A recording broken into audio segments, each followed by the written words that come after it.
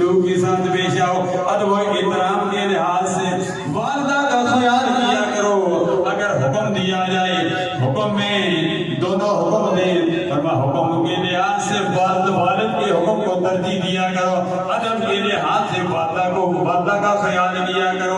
امام الانبیاء صلی اللہ علیہ وسلم نے ہر موقع پر ہماری رہنمائی فرمائی ہے۔ ایک موقع پر امام الانبیاء صلی اللہ علیہ وسلم نے پریکٹیکل کے پکڑ کے بتا دیا۔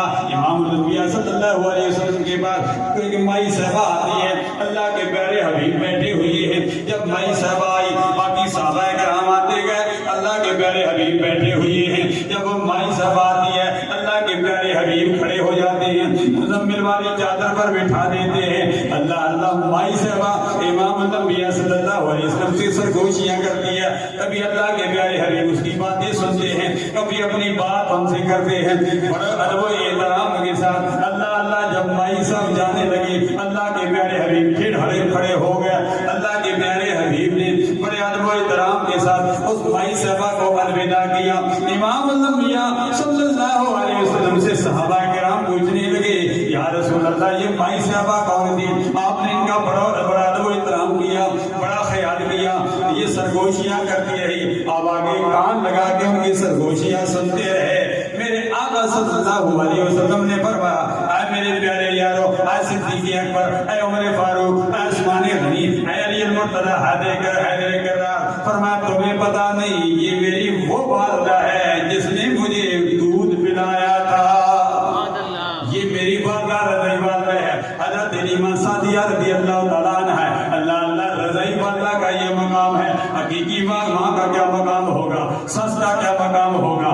اللہ اللہ سس کا بھی بڑا مقام ہے، وہ بھی والدہ کی حیثیت رکھتی ہیں، رضائی والدہ بھی والدہ کی حیثیت رکھتی ہیں، اور حقیقی والدہ کا کیا مقام ہے۔ اللہ تبارک و تعالیٰ نے پہلے اپنے بارے میں اسی طرح سورہ لقمان میں حقیقی والدہ کا ذکر کیا۔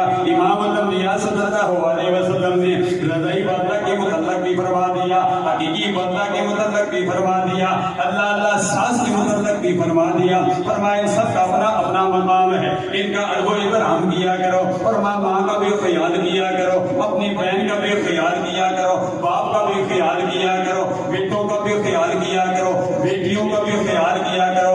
امام الانبیاء کے بعد جب سجدہ فاطمہ تو ذرا آتی، آپ کھڑے ہو جاتے، آپ ان کی پیشانی پر بوسہ دے دے۔ اللہ کے پیارے حبیب صلی اللہ علیہ وسلم نے فرمایا بیٹیوں کا بھی خیال کیا کرو، بیٹیوں کی بھی حقوق ادا کیا کرو۔ موجودہ معاشرے میں لوگوں نے بیٹیوں کے حقوق ادا کرنے چھوڑ دیے، ان کی شادیاں کر دی، ان کو احساس جائیداد بھی نہیں دیا جاتا، یہ جہالت ہے۔ اللہ کے پیارے حبیب صلی اللہ علیہ وسلم نے قرآن پڑھ کے بتا دیا، یوصیکم اللہ فی اولادکم للذکر مثل حظ الانثیین، پورا رکوع موجود ہے۔ اللہ تبارک و تعالیٰ نے قرآن پڑھ کے بتا دیا فلاں کا اتنا حصہ ہے، فلاں کا اتنا حصہ ہے، بیوی کا اتنا حصہ ہے، بیٹیوں کا اتنا ہے، بیٹی کا اتنا ہے۔ فرمایا سب کو اپنے اپنی طرف سے حصے ادا کیا کرو۔ امام الانبیاء صلی اللہ علیہ وسلم کی طرح سے سال زندگی ہمارے لیے کامل نمونہ ہے۔